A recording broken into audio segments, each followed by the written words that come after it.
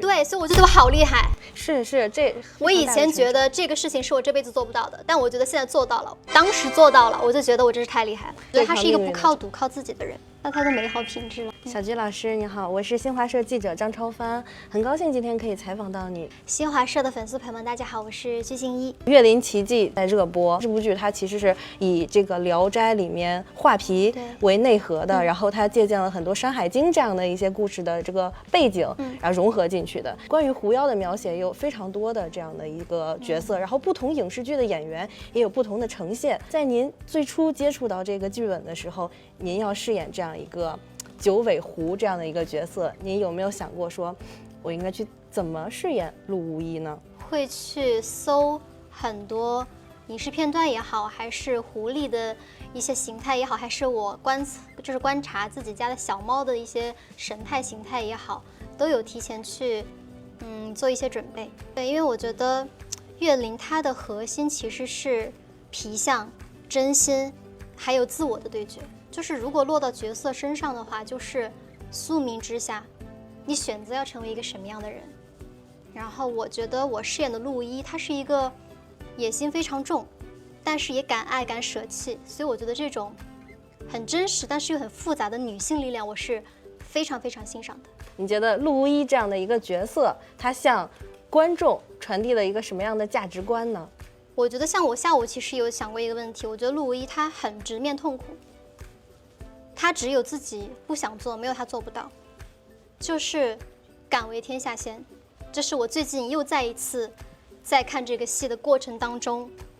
我感受到的。你觉得自己和陆无一有没有什么相近的地方？比较勇敢吧，那太多美好品质了。对，他是一个不靠赌、靠自己的人。这也是非常好的一个品质。关于咱们剧的介绍说，这个陆无一有30多套这样的华服，其中有一套还是有几套，它里面有手工缝上3000，对，非常重工制作的，有3000多个这种手工缝制的鳞片在。它其实也是非常的这个精美的，这也体现了服道画的精美。对，那你有没有印象非常深刻的这样一套戏服呢？当时在剧组的时候，我们还在说，其实我们的每一套衣服都非常符合我们需要拍的那场戏的一些场景。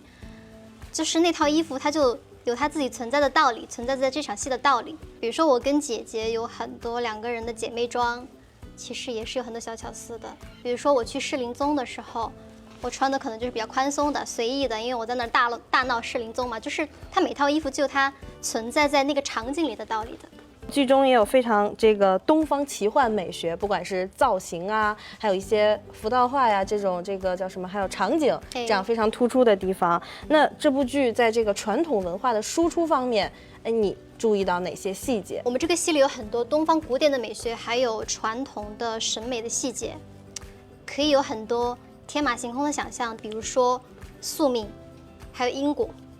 我觉得这个都是我们文化里的一些情感逻辑。古装戏一定要有古韵，就是我希望它是娓娓道来，走进你心里的。近年来吧，我们一直提到了中国影视剧出海，传播我们中国电视剧这样的一个文化。你觉得这部剧，它有哪些可以吸引海外观众的点呢？我觉得海外观众可能首先是被视觉和视效吸引，但是最终能走到他们心里，肯定还是角色之间的情感羁绊也好，还是一些坚持和抉择。你觉得自己身上承担了一个文化出海上承担了一个什么样的责任呢？责任就是我一定要饰演好这个角色，把所有我们中国的一些传统文化、一些古韵的东西输出出去，让大家看到